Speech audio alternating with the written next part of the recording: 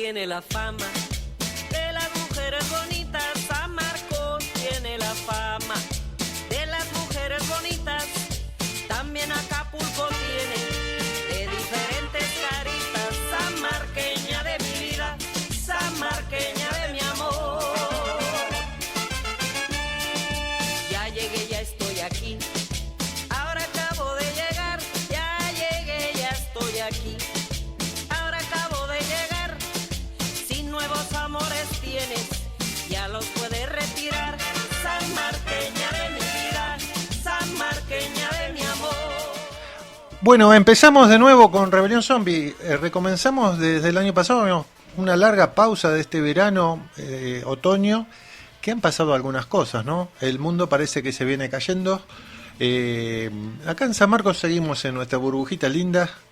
Ha sido un año lluvioso, con poca plata pero mucha gente, para no sé qué opinan.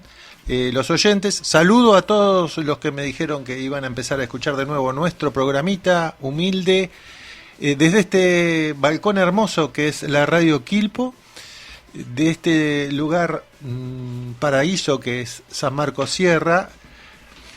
Y vamos a empezar a hablar de nosotros, que estamos bien, les digo a todos los amigos, en medio de un día que dicen que va a desaparecer una civilización. Ustedes escucharon, el presidente Trump dijo que en un día se ha de desaparecer una civilización. Yo estaba mirando últimamente a una serie vieja que miraba cuando era chico, que es Batman y Robin. Y sí, para empezar un poquito tranqui, ¿no? Aguante Batman y Robin. Claro, dulces, de pop, pero pensando en los villanos de superhéroes, porque parece que nos gobiernan los villanos de Batman y Robin.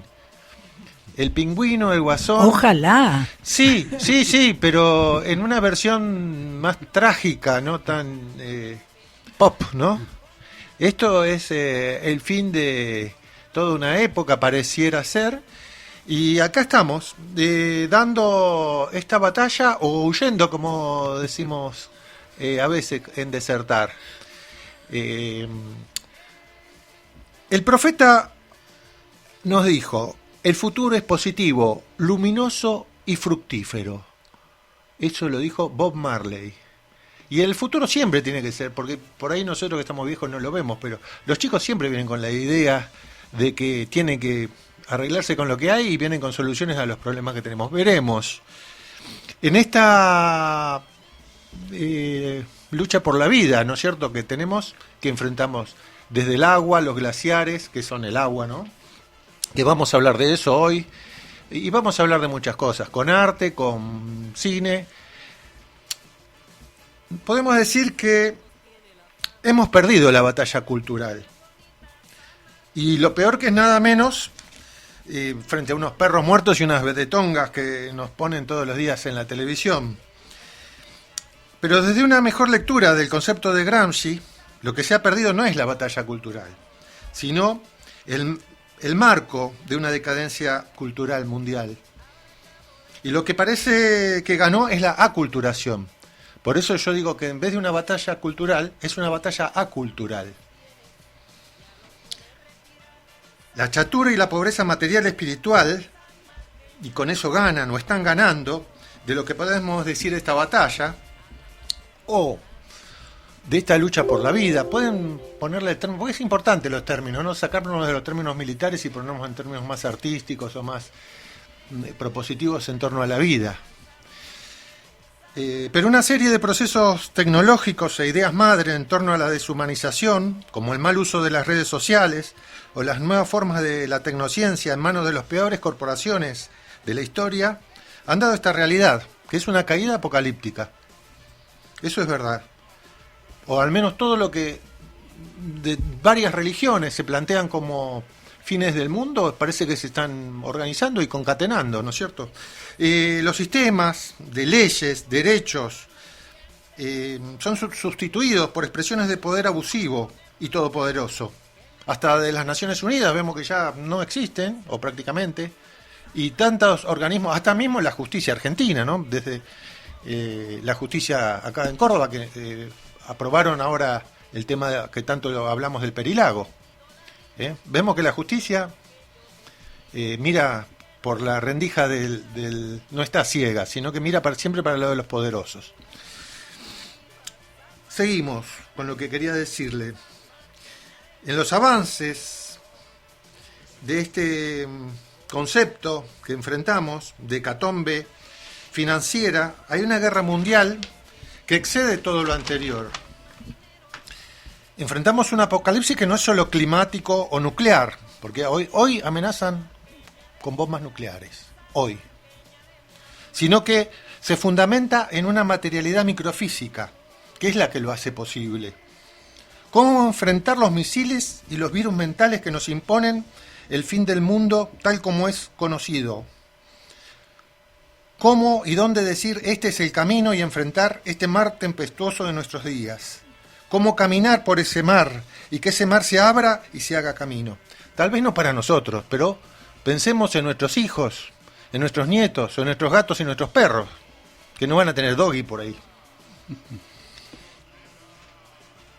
Pero la humanidad ha enfrentado varias veces la destrucción, desde la caída de Roma o la caída del Imperio Babilónico hasta la Primera o Segunda Guerra Mundial. La futurabilidad, el futuro posible que dice el filósofo que yo había tomado, que es Franco Bifo Berardi,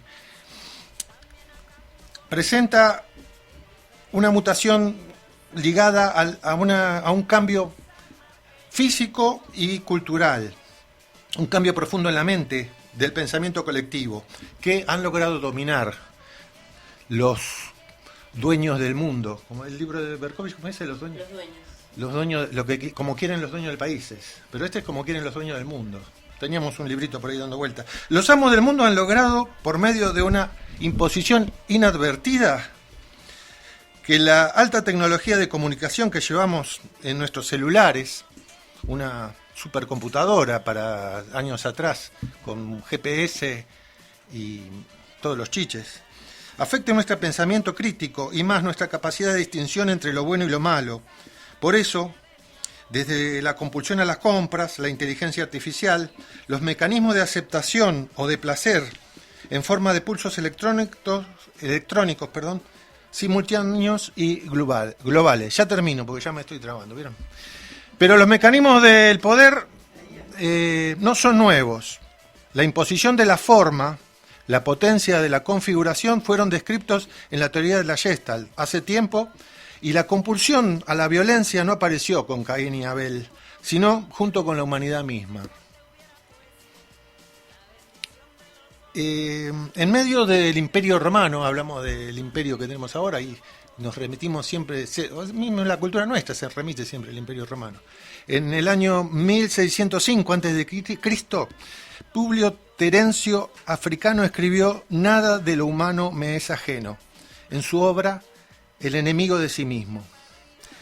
Gaza y Palestina, Argentina y América Latina.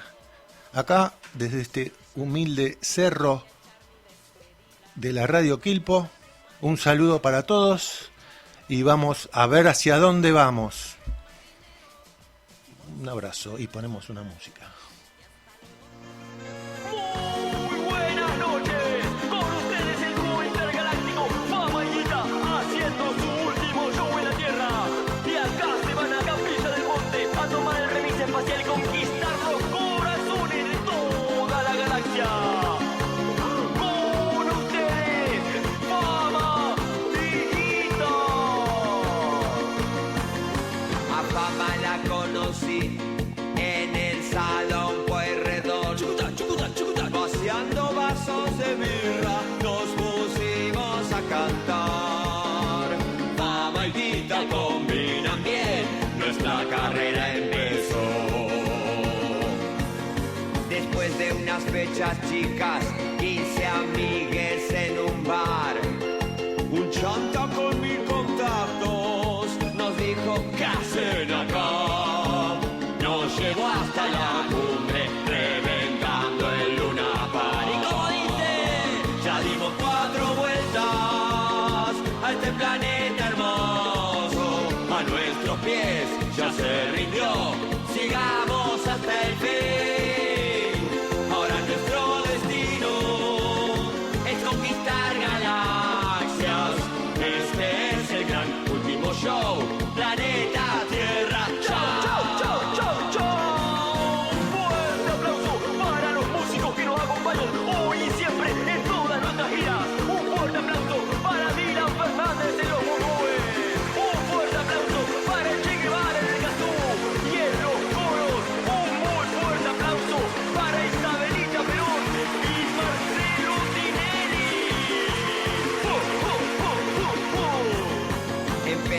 sigo siendo punks.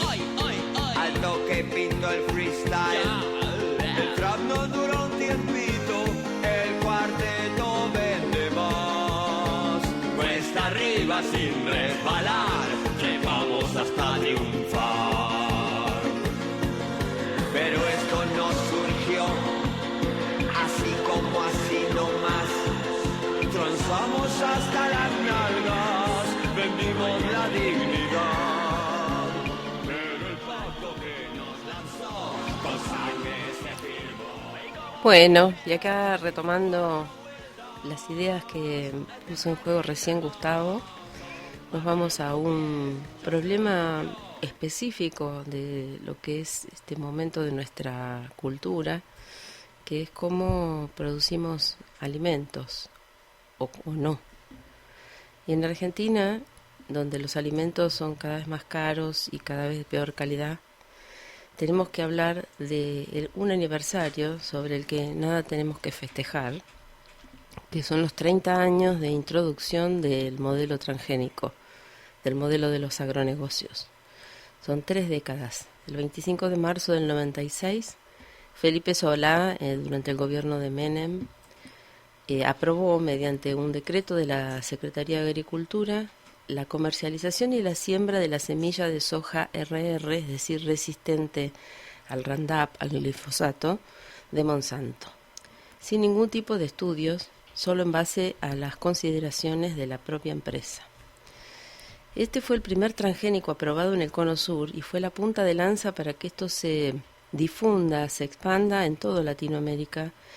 Entró ilegalmente en Brasil, en Uruguay, en Bolivia, en Paraguay, y ahora es parte del modelo productivo de todos esos países, reemplazando otras maneras de producir y de organización social y de distribución y uso de la tierra. Desde entonces, en Argentina, esto fue una política de Estado, y es muy importante decirlo. No, ningún gobierno estuvo al margen del impulso de este modelo de agronegocio. Todos los que vinieron después de Menem promovieron este modelo, fueron impulsores del modelo del agronegocio, con lo cual se expandió exponencialmente, pasando de 5 millones de hectáreas a 21 millones de hectáreas, reemplazando otras producciones, pero también destruyendo ecosistemas para expandirse. En la misma medida se incrementó el uso de agrotóxicos, llegando a 500 millones de litros por año. Es un número difícil de dimensionar, pero podemos pensarlo como 12 litros de agrotóxicos por persona por año, que están en la tierra, en el agua, en el aire, en nuestros alimentos. Un hito importante en este proceso de política de Estado fue el episodio del 2008, la atención por la resolución 125, donde los actores más poderosos del agronegocio salieron airosos en la disputa sobre cómo se distribuía la torta. Pero vale la pena destacar que ninguno de los actores involucrados puso en discusión el modelo. Era simplemente una cuestión de distribución de las ganancias. Es cierto que en estos años ingresaron miles de millones de dólares, resultado de la exportación de estos granos, pero estos miles de millones de dólares tienen ganadores, no son para todos. Los ganadores fueron las grandes empresas de semillas y agrotóxicos como Bayer, Monsanto, Syngenta, Corteva, BASF, las corporaciones agroexportadoras como Cargill, Bunge, Dreyfus, los aliados locales, los semilleros, la sociedad rural, el Coninagro, la Federación Agraria y los grandes medios de comunicación, sin los cuales esto hubiera sido diferente. El Clarín Rural jugando un papel destacado en la expansión de este modelo.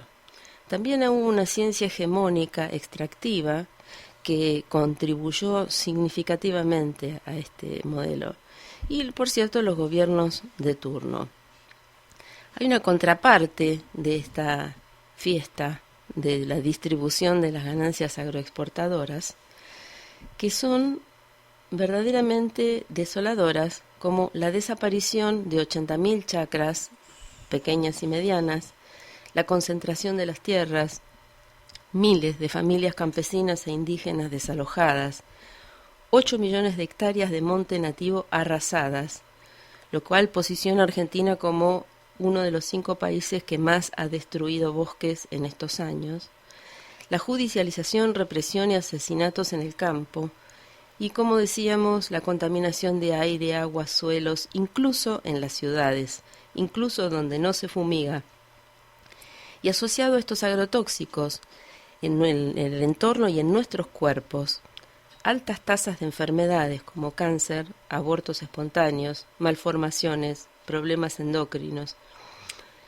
Acaba de salir un trabajo en una revista internacional de salud donde se demuestra que los jóvenes que viven en pueblos fumigados tienen 2,5 veces más de riesgo de padecer cáncer.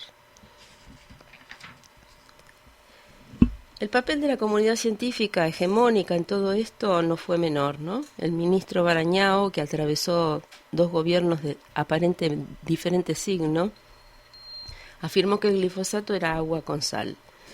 Raquel Chan, la corresponsable de la creación del primer trigo transgénico, es destacada como una científica brillante y como un modelo de ciencia deseable, y es la responsable de que estemos comiendo transgénicos cuando comemos pan, único lugar en el mundo donde esto ocurre. La Facultad de Agronomía de la UBA, financiada por las corporaciones, y la CONAVIA, que es la Comisión Nacional de Biotecnología Agropecuaria, cuyos integrantes son los responsables de aprobar los transgénicos, llevan aprobado más de 90 semillas transgénicas, y su composición, la composición de esta comisión era secreta. Cuando la reveló un periodista de gran valor como Darío Aranda, que hizo una investigación al respecto, se descubrió que la mayor parte de ellos tenían que ver con las corporaciones. Siempre en base a estudios de las empresas se aprobaron estos 90 transgénicos que actualmente están en nuestro territorio. Lo que quiero destacar finalmente es que pese a la expansión arrolladora del modelo de resistencias, las resistencias son y han sido la recurrente expresión de comunidades que no dudan en defender la salud y la dignidad de sus territorios. Las madres del barrio Ituzaingó en Córdoba son un ejemplo de ello. Las luchas de Malvinas Argentinas en Córdoba, que logró detener y expulsar el proyecto de una planta de Monsanto, encarnada por la Asamblea de Malvinas Lucha por la Vida, los movimientos de maestras y directoras de escuelas fumigadas, las 60 cátedras de soberanía alimentaria, los científicos y científicas que contribuyen a los movimientos territoriales aportando información sobre los impactos ambientales y sanitarios del modelo. Pero también, por la positiva, no solamente la resistencia de enfrentar el modelo, sino también de desarrollar un modelo alternativo, los movimientos campesinos indígenas que resisten al agronegocio y siembran otro modelo, las miles de hectáreas de producción agroecológica sin venenos que, en palabras de Darío Aranda, sembraron y siembran vida y dignidad. Las organizaciones y asambleas que denuncian también a los fumigadores y otros responsables los llevan a juicios y logran condenas. Y en particular, y vamos a hablar de esto la semana que viene, de un juicio muy importante que no tiene precedentes, que es el caso de Pergamino, actualmente en curso, en que están imputados no solo los fumigadores, sino también los productores, el ingeniero agrónomo a cargo y los funcionarios públicos involucrados. Es muy interesante porque siento un precedente de quiénes son los verdaderos responsables de este ecocidio. Nos focalizamos en las resistencias, ¿no? Nos focalizamos en aquellos caminos que nos permiten enfrentar y seguir luchando por la vida. No son menores y estamos en ellos. Gracias, Ali. Me gustaría leerles, con motivo de todas estas resistencias de todas estas personas y de todo lo que se hace en la lucha, digamos, por la defensa de la vida, les voy a leer un poema que se llama Los Justos. Un hombre que cultiva su jardín, como quería Voltaire, el que agradece que en la tierra haya música, el que descubre con placer una etimología. 2 empleados que en un café del sur juegan un silencioso ajedrez. el ceramista que premedita un color y una forma, el tipógrafo que compone bien esta página, que tal vez no le agrada, una mujer y un hombre que leen los tercetos finales de cierto canto, el que acaricia a un animal dormido, el que justifica o quiere justificar un mal que le han hecho, el que agradece que en la tierra haya Stevenson, el que prefiere que los otros tengan razón. Esas personas que se ignoran están salvando el mundo. Jorge Luis Borges.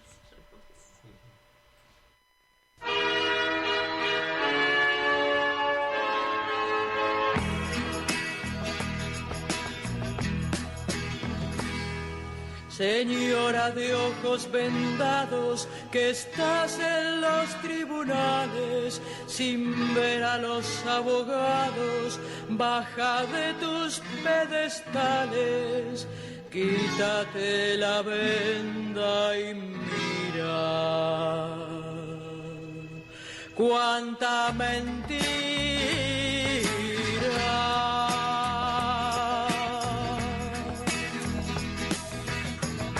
Actualiza la balanza y arremete con la espada, que sin tus buenos oficios no somos nada.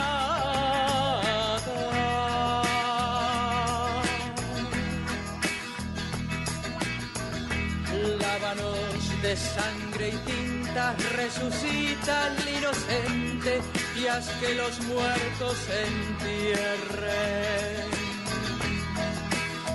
el expediente.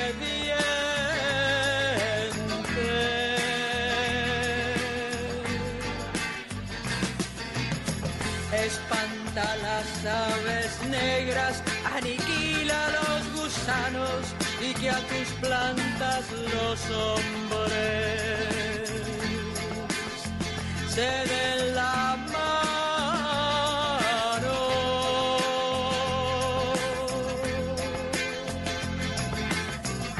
Ilumina al juez dormido, apacigua toda guerra y hazte reina para siempre de nuestra tierra.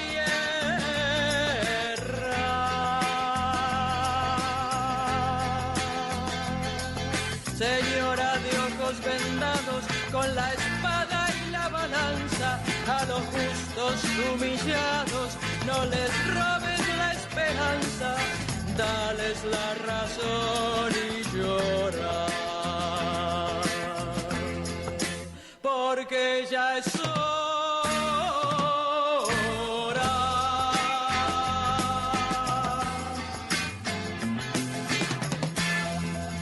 Bueno, es difícil romper con los esquemas. Hoy, por ejemplo, vamos a presentarnos a mitad del programa.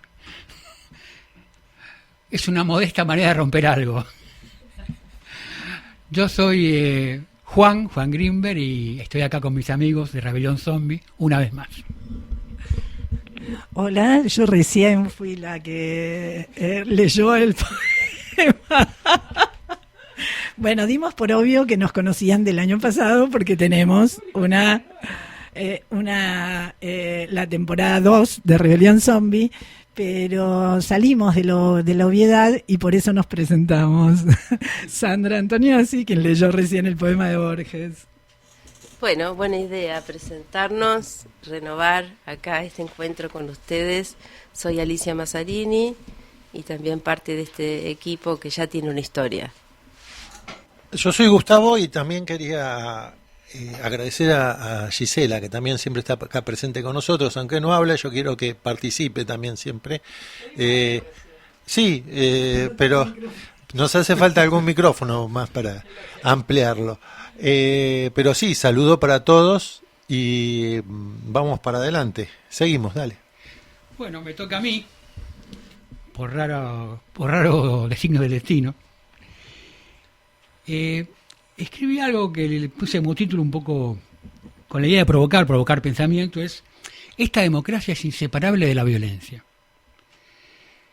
se cumplió el 24 de marzo 50 años del golpe de Estado de 1976. Yo tenía en esa época 20 años. Yo pensaba, como muchos de mis compañeros, que la democracia era una farsa, que era una hipocresía. Teníamos razones para pensar eso que pensábamos. La gran democracia americana, que era el ejemplo que nos daban, masacraba en Vietnam, apoyaba el apartheid africano, discriminaba a su población negra y discrimina, bueno, no voy a dejarlo en pasado solamente. Y promovía golpes de Estado en todo el mundo, sobre todo en América Latina. En nuestro propio país, cada vez que un gobierno no gustaba a los dueños, se le daba un golpe de Estado. Teníamos bastantes razones para pensar que la democracia era una farsa. El golpe de Estado del 76 fue el más brutal de la historia. Por eso, cuando terminó, tuvimos una gran alegría, fue una alegría inmensa. Pero también vino otro compañero de esa alegría, el miedo. Teníamos miedo. Quizás por eso toleramos que la deuda que habían contraído los militares y los grupos económicos fuera legitimada por la democracia. Nos bancamos todos pagar la deuda que habían contraído ilegítimamente militares y empresarios. Eso únicamente se hace cuando vos tenés miedo, pagar la deuda de otro, pagar la deuda de una minoría. Al principio, la democracia juzgó a los asesinos, pero rápidamente los militares se alzaron en armas y obligaron a Alfonsín a decretar las leyes de obediencia debida y punto final, por lo cual la mayoría quedaba en libertad. La democracia no era tan democrática y no estaba exenta de violencia. Nació con dos actos violentos. Con estos dos actos violentos. Después, producto de asumir las deudas de los empresarios, vino la hiperinflación. Y de ahí tuvimos la suerte de escapar hacia adelante con el señor Menem. Menem completó la labor de Alfonsín. Decretó el indulto de los militares que quedaban. Y nos trajo una política económica desastrosa que produjo desocupación, regaló las empresas que habían sido construidas durante años por el pueblo argentino, las regaló a precio vil al capital extranjero y al capital nacional. De principio ya hubo levantamientos contra esto. Ya en el 92, 93 estuvo el santiagueñazo, no sé si ustedes recuerdan. El brillante plan económico de Menem no conseguía pagar el sueldo a los municipales santiagueños. Hubo una gran represión, hubo casas quemadas, fue desastroso. Después vino Cutralcó, cuando despiden a gente de YPF y otra vez nuestra ración correspondiente de bombas lacrimógenas y palos. Democracia. Después vino acá en Cruz del Eje, cuando cierran los talleres ferroviarios y crece el desempleo también, palos y bombas lacrimógenas. Salta y Jujuy también, bombas lacrimógenas. Ese es el éxito grande que tuvo el gobierno de Menem. Un país en vilo, un país en las calles. Después, cuando el gobierno de Menem empieza a decaer, empieza a no poder a irse un poco el miedo que había generado la hiperinflación y de verse que los resultados de la convertibilidad eran muy malos, tan malos como la hiperinflación, vino un señor que se llamaba De la Rúa, que nos prometió que iba a mantener el mismo programa económico tan brillante de Menem, pero sin corrupción. En la primera semana del gobierno de la Rúa ya hubo un alzamiento en Corrientes, el correntinazo.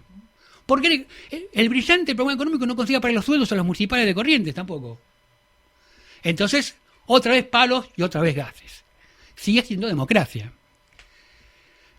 Después de la Rúa del 2001 nos despide la gran democracia con 35 muertos. Como ven, esta democracia nunca estuvo separada de la violencia.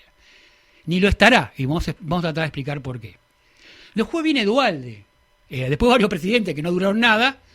Duhalde tampoco duró mucho, pero nos dejó aparte de los palos y los gases que correspondían, lo dejó a Maxi Costecchi y a Darío Santillán. O sea, no se fue sin dejar su cuota de muertos y heridos para el pueblo. Luego vino el gobierno de Kirchner. El gobierno de Kirchner tuvo una política más democrática. El gobierno de Kirchner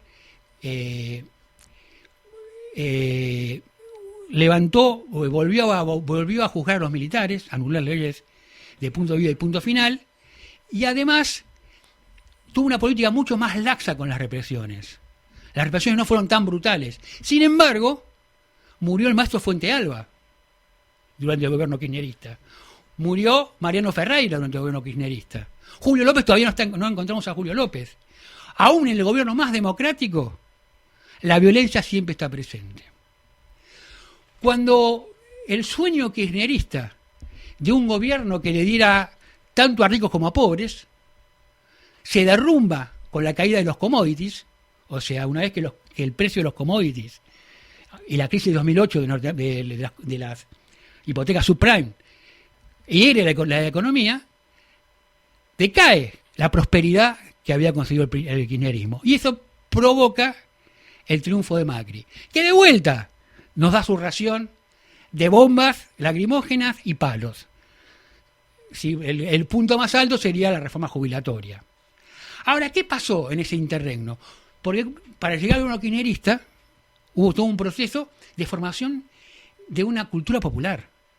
Ustedes recuerdan las organizaciones de derechos humanos, cómo se movieron contra el indulto, cómo cada 24 de marzo fue como ahora, una cosa masiva contra el indulto, cómo los movimientos piqueteros, los desocupados se organizaban, combativamente cortaban calles, la policía nos mataba a palos, cortaban calles y defendían sus derechos.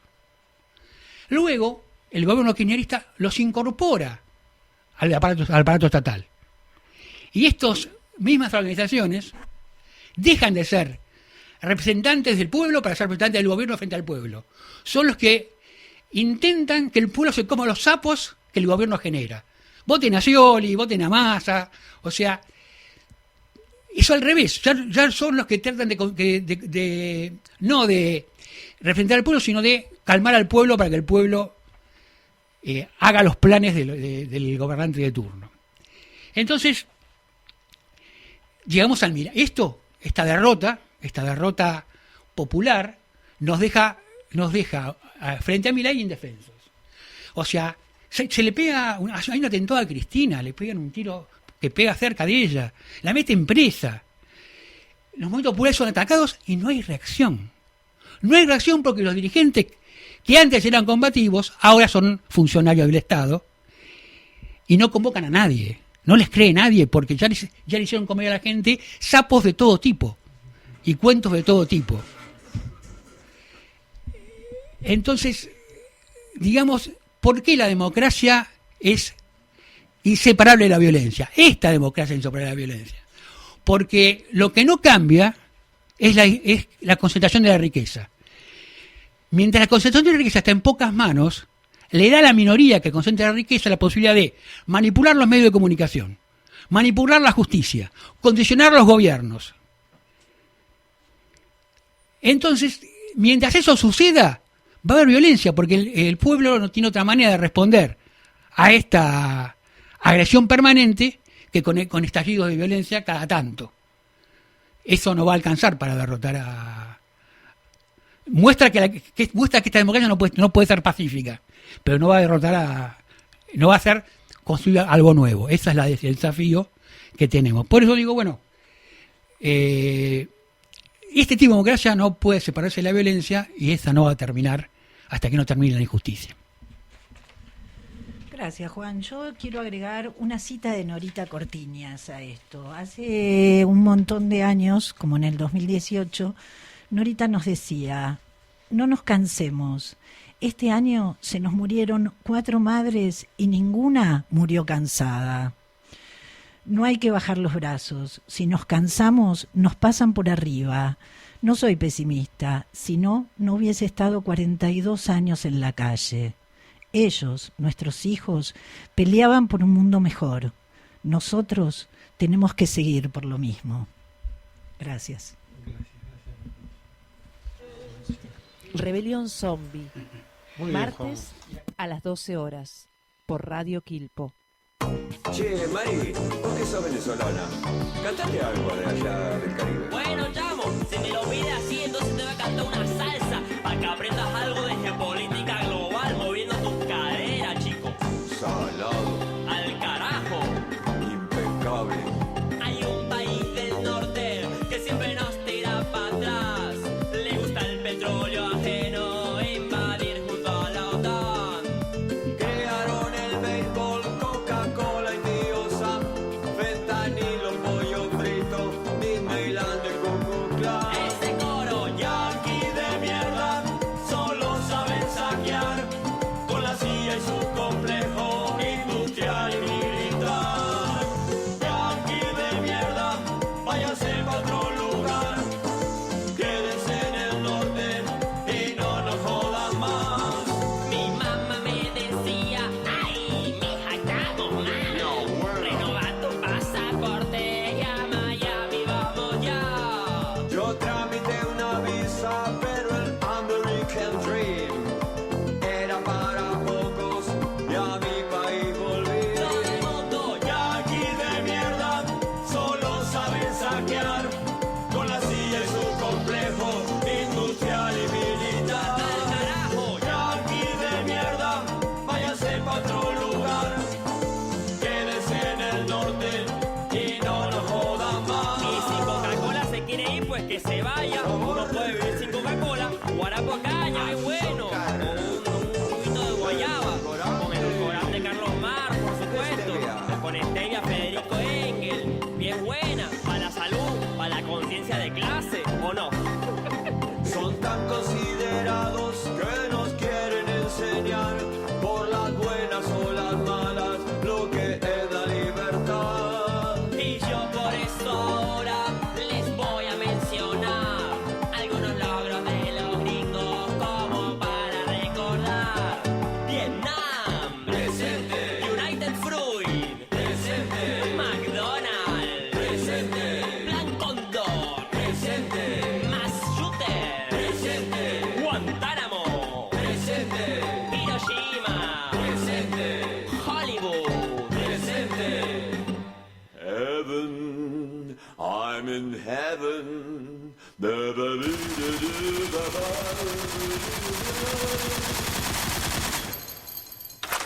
Yanqui de mierda, solo saben saquear, con la CIA y su complejo industrial y militar. Un buen día tú dijiste, me daría protección, que tú eras muy valiente. Bueno, y hablando de Norita, quisiera contarles que Norita festejaba su cumpleaños a solo 2 días del evento más importante de lucha para madres y abuelas de Plaza de Mayo, el 24 de marzo, Día Nacional de la Memoria por la Verdad y la Justicia, que conmemora a las víctimas y desaparecidas de la última dictadura cívico-militar eclesiástica que atravesó el país.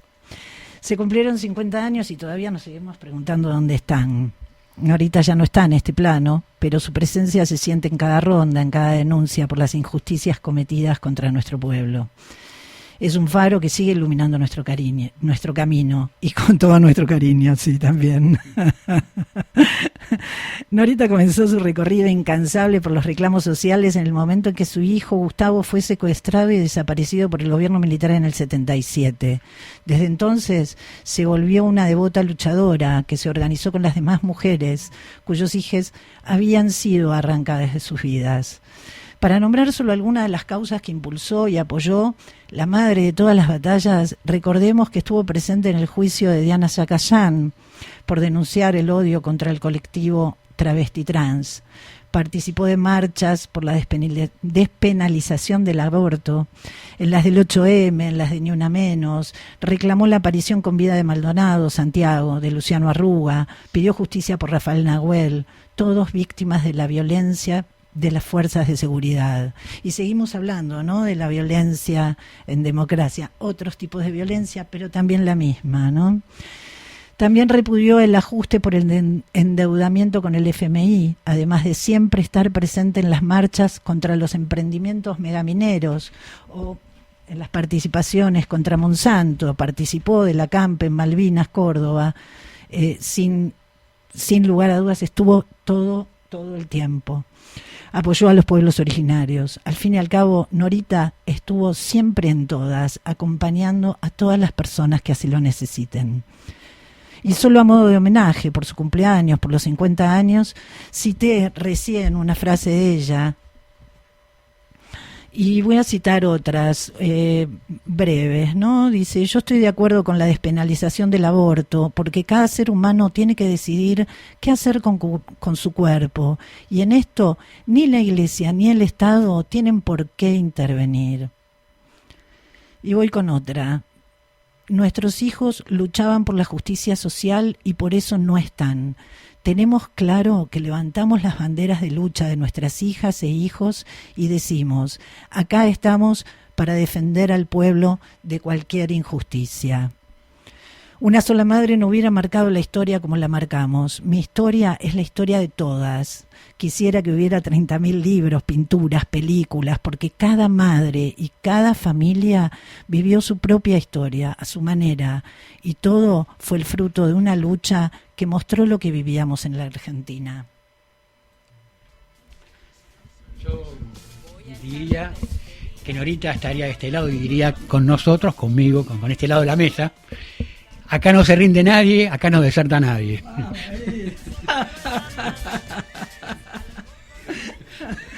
Vos me querés provocar porque decís al otro lado de la mesa, pero yo ahí estoy con todo, por supuesto. Ahora, desertar como consigna de la guerra, hoy tenemos que decir no a la guerra imperialista que se está presentando, no al apocalipsis. Los queros, un pueblo originario, se sale de todos estos pensamientos apocalípticos porque lo tiene el catolicismo, tiene una parte de la Biblia que es el apocalipsis, ni hablar los hebreos, ¿no es cierto?, que plantean la nueva Jerusalén, que la están haciendo ahora, haciendo mierda al mundo, los evangélicos sionistas. Los musulmanes también tienen una profecía del último imán que va a dominar todo el mundo, también iba haciendo mierda de lo que no piensan como ellos, ¿no? Pero el pensamiento americano de los pueblos nativos le hace frente a todos estos apocalipsis. Nos presenta no como salvadores ni como víctimas, sino como seres vivientes, seres pensantes y amantes. Eso los queros lo dicen. No nos pongamos en la posición, salgamos, porque nos ponen de víctimas, por supuesto que hay víctimas, pero no nos pongamos, salgamos del papel de víctimas, salgamos del papel de salvadores, sino asumamos como mujeres y hombres que queremos vida. Eso es de Nicolás Paucar, de los queros, que actualmente circula, y viene gente acá a San Marcos de los queros también, con esas prácticas. Sí. Tengamos cosas, hay cosas que vemos, no es todo blanco y negro.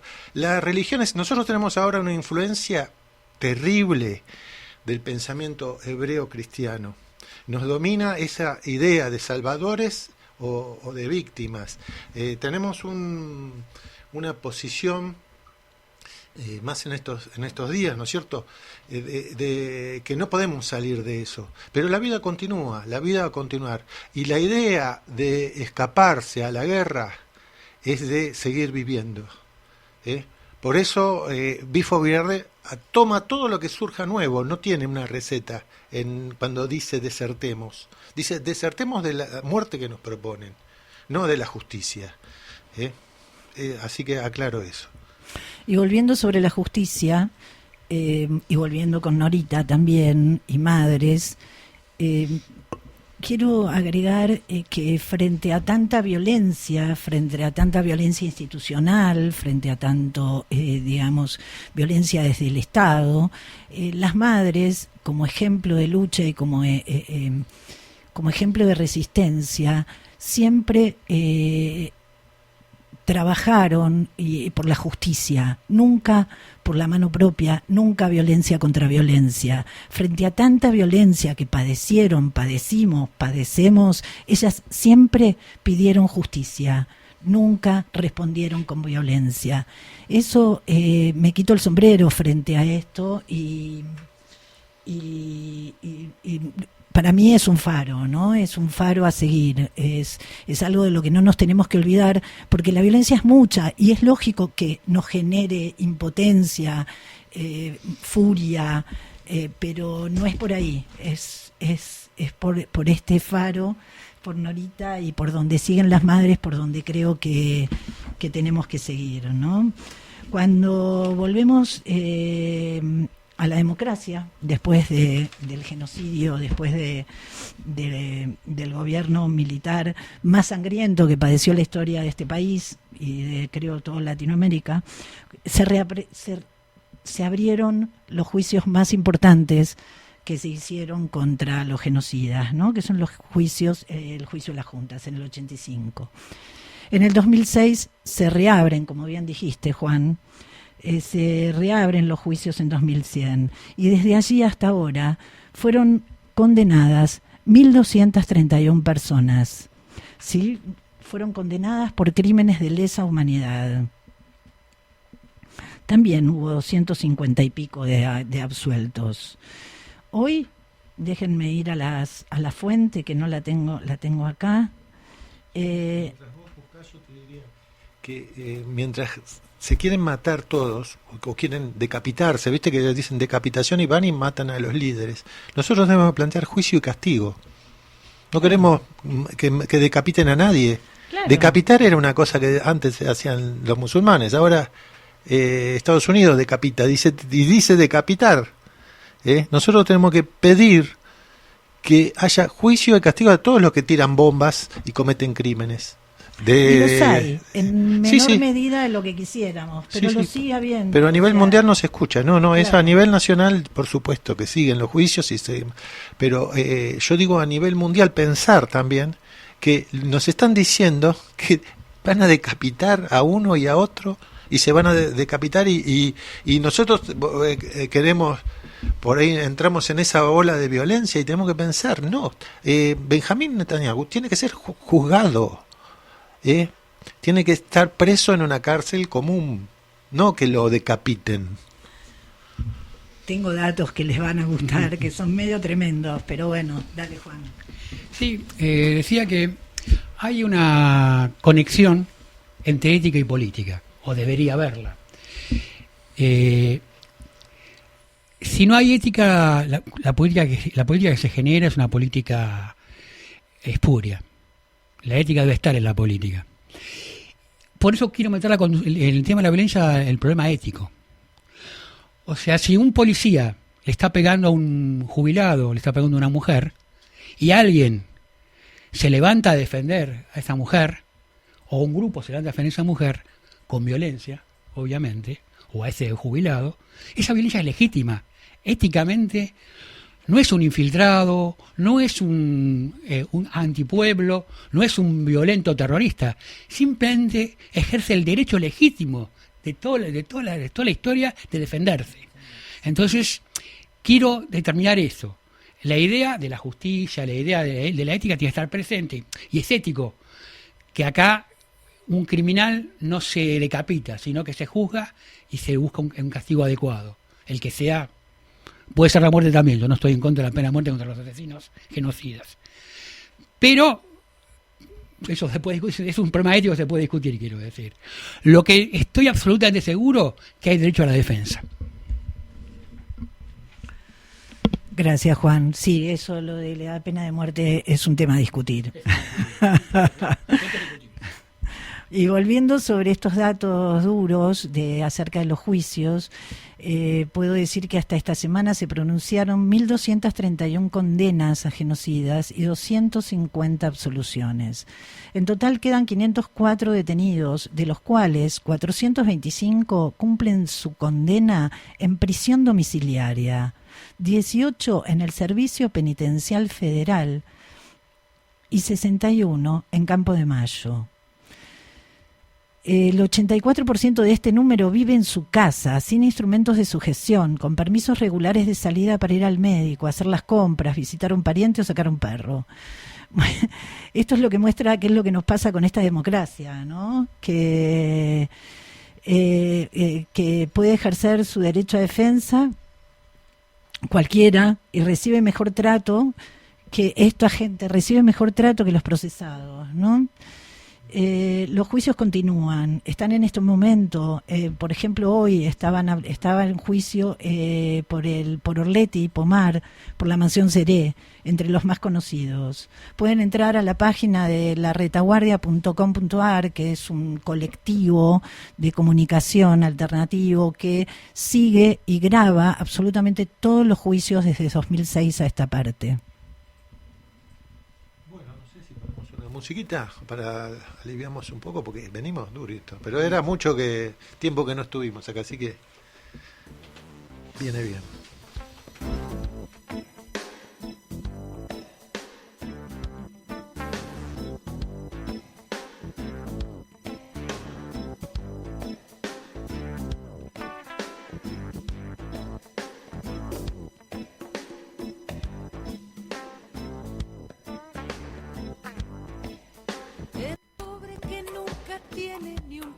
Para andar contento, ni bien se haya una gallina que llame en preso.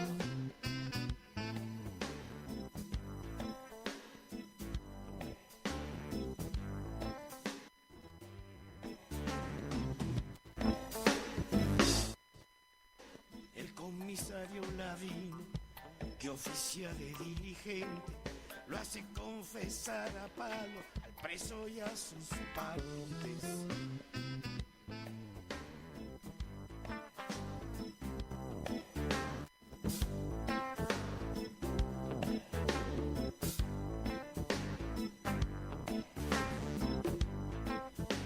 Y se pasan las semanas engordando el expediente, mientras el preso suspira por un doctor influyente. Amalaya la justicia, imita a los abogados cuando la sorda no la compone ni el diablo.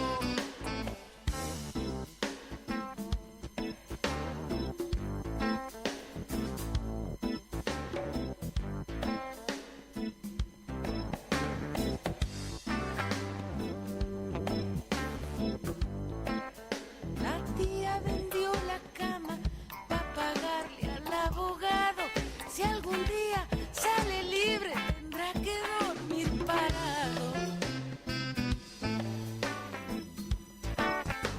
El juez a los 4 meses lo cita para interrogar.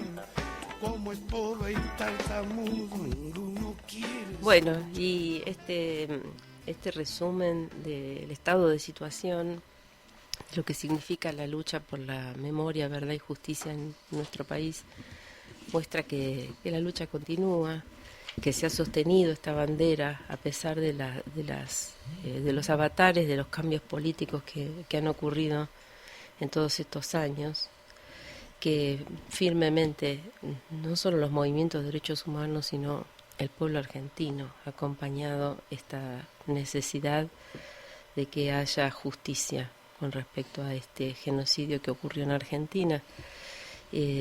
Los resultados que reseñaba recién Sandra no son los más alentadores, evidentemente, pero es algo que no tiene precedentes en el mundo, la posibilidad de haber juzgado y de que haya penas, aunque sean leves, para quienes fueron los responsables de las torturas, los asesinatos y las desapariciones de tantos compañeros. Y como un ejemplo de ello es durante el gobierno de Macri el intento de implementar un 2x1, que era una forma de indultar a muchos de estos genocidas. Todo el pueblo salió a la calle y no lo pudo hacer. Y en eso seguimos, con Norita al frente, aunque no esté en este plano. Tal cual, y como este 24 de marzo, ¿no? Que en todo el país fue tremenda la cantidad de gente que salió a la calle porque estamos en peligro, ¿no? El indulto fue un fantasma que circuló esos días también, ¿no? Sí, sí, entonces, la pretensión de estos genocidas que están presos es esa. Ellos pretenden que este gobierno los indulte. Bueno, este gobierno podría ser capaz de hacerlo, pero el pueblo no lo va a permitir. Eso lo sabemos. Y como parte de eso, otra situación, digamos, que estamos transitando que es la modificación de la ley de glaciares. Vamos a tratarlo muy brevemente, seguramente en el próximo programa lo retomaremos, pero es inminente. Hoy se reúnen todas las comisiones y la pretensión del gobierno es que mañana sesione la Cámara de Diputados para sancionar esta ley. ¿En qué consiste, no? Principalmente, o sea, más allá de los detalles, la ley, las modificaciones pretenden dejar librado a la voluntad, a la decisión de cada provincia, la autorización de la explotación minera en zonas glaciares o periglaciares. Y ya sabemos que esto es completamente vulnerable a las presiones de las empresas, de las corporaciones, a los bombardeos con dinero de estos proyectos. Hay muchas objeciones. En principio, muchos diputados han planteado que estas modificaciones son inconstitucionales porque vulneran el artículo 41, que es el derecho a un ambiente sano, de la Constitución Nacional, la Ley de Ambiente, el principio de no regresión, es decir, que no podemos generar legislación que, regrese o destruya derechos adquiridos con respecto al ambiente. Y la herramienta más poderosa fue citar el Acuerdo de Escazú, ¿no? El Acuerdo de Escazú es un tratado ambiental de América Latina y el Caribe, vigente desde 2021, que garantiza el acceso a la información, participación pública y justicia en problemas ambientales. Como no se habían hecho estas audiencias públicas, la sanción de estas modificaciones se consideraba ilegal. Y invocando esta cuestión del Tratado de Escazú, se demoró la sanción y se convoca a esta audiencia pública, donde se anotaron 104.000 personas. Esto es muy significativo, son 104.000 personas que están resistiendo a estos cambios que entienden, la mayoría, ¿no? Habrá también de los otros, pero son una ínfima minoría. Y bueno, este aluvión, digamos, de respuesta puso en jaque a quienes tenían que resolver sobre esto y manipularon estos números y decidieron que solamente un 0,3% de los inscriptos iba a poder hacer sus intervenciones. Con lo cual también hay una impugnación a esta pseudo audiencia pública. Así que vamos a ver cómo se dirime todo esto en el marco de la Cámara de Diputados. Hay una alerta sobre una llamada quiebra hídrica, porque los daños que se pueden producir son irreversibles. Con respecto al agua para consumo humano, agricultura, recarga de cuencas, protección de la biodiversidad. Las zonas glaciares y periglaciares alimentan 7 cuencas en las que viven y desarrollan su actividad 7 millones de argentinos y argentinas. Si esto se vulnera, si esto se destruye, estamos poniendo en riesgo la continuidad y la sustentabilidad de una muy buena parte de nuestros compatriotas. Marta Maffei, que es la autora de la ley original, denunciaba que ya son al menos 53 los emprendimientos mineros que actualmente funcionan en zonas glaciares o periglaciares ilegalmente. Y si se pierden los criterios, como las nociones que nos explican cómo preservar este recurso estratégico, las provincias seguirán cediendo a la presión de las multinacionales mineras.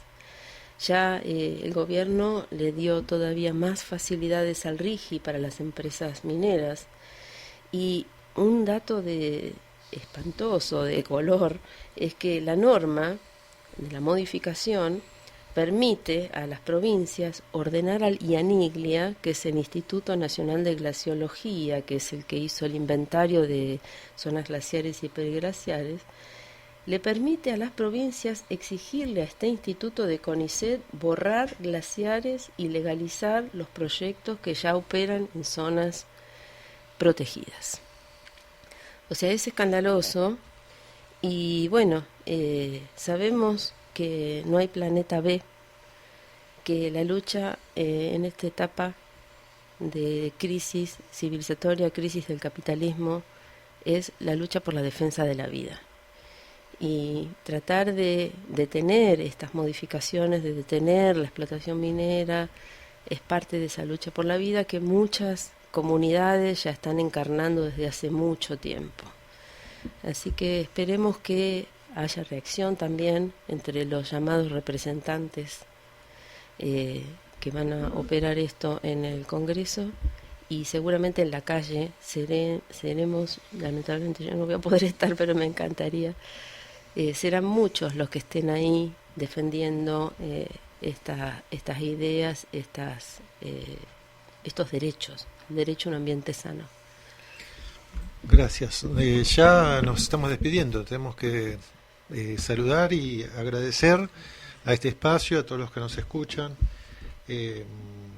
Yo pienso que, como decía Juan, nosotros en estos años hemos visto los límites de la democracia y las mentiras de la democracia, pero tenemos que seguir buscando una democracia más real, más directa. Antes decíamos eso, ¿no es cierto?, al comienzo, que era profundizar la democracia, profundizar la justicia, hacerla real y no hacerla solamente para los poderosos y para los que elaboran este extractivismo, porque la soja, que decíamos con los agrotóxicos, y la minería son el fundamento de un pensamiento que hace que todas las riquezas nuestras se vayan a otro lado, se vayan a los poderosos, a las corporaciones, al extranjero. La ley de glaciares no es por un pedazo de hielo, es por el agua, es por la vida, y es por un modelo de extractivismo que ha dejado evidencias en todo el mundo de países donde tienen oro, diamantes y todos los recursos minerales que sea. Potosí tenemos en América, la mina más grande del mundo, el yacimiento de plata más grande del mundo, y hay que recorrer Potosí para ver la miseria que eso trae para los pueblos. La riqueza se la llevan. Saludo para todos. La idea de esta del progreso como fascinación ha caído ya, no es posible sostenerla, y ahora nos ponen con viajes a la luna, con que vamos a ir a Marte o que vamos a vivir 1000 años, porque eso lo dicen porque se ha caído la idea esta de fascinación con el progreso, con la riqueza que iba a florecer y iba a derramar a todo el mundo. Sabemos, nadie lo cree eso ya. Ahora nos quieren hacer creer que vamos a poder vivir en Marte. Y es imposible vivir en Marte. Tenemos que vivir en la Tierra. Un saludo para todos. Gracias, Gustavo. Yo agrego gracias a todos, a los oyentes. Hoy nos atravesó el tema de la justicia, ¿no?, en este programa. Bueno, esperemos que mañana también. Juan tiene un mensaje de un oyente para leer. Bueno, una oyente casi esclava nuestra, Gloria. No digas eso. Y yo no digo nada, porque después me critica. Pero la defiendo. Sí, bueno, dice: felicitaciones a los 4 integrantes del programa, muy interesante, a buen ritmo, temas musicales a tono y un corazoncito.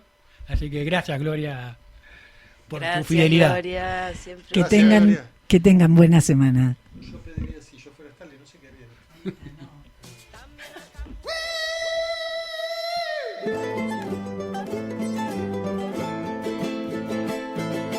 No voy a llorar por ti, voy a guardarme este recuerdo. No voy a llorar por ti, que mi corazón no ha muerto, no ha muerto, no ha muerto.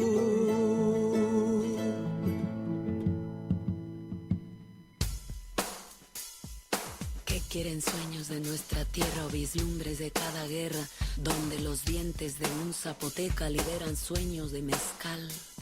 Que lo malo se va a acabar, que lo bueno ya va a empezar. Ya no quiero llorar de pena, solo quiero cantar azucenas. Que el cielo me quiere cantar, que el cielo me quiere cantar. platicaba la espuma al mar, platicaba la espuma al mar. Y unos ojos que estaban llorando, y unos puños que se cerraban, y en el viento que se crecía, mariposas que ya no volaban, y una guerra a tapar con su manto, unas calles con hombres quebrados, donde manda la ley de la selva, donde fueron las cosas buenas. Yo te culpo por el silencio, en la culpa de una mirada. Yo te busco como testigo, es un caso sin juez ni balanza. Yo te busco por el bordado de mujeres y de poetas, el discurso que causa preguntas, el tejido de servilletas. Justicia, te busqué en la calle, te busqué en el diario, en la televisión, en las voces sordas, en los tribunales. Justicia, te busqué en las caras, te busqué en las bocas, te busqué en las mentes, te busqué en los ojos de nuestra ciudad.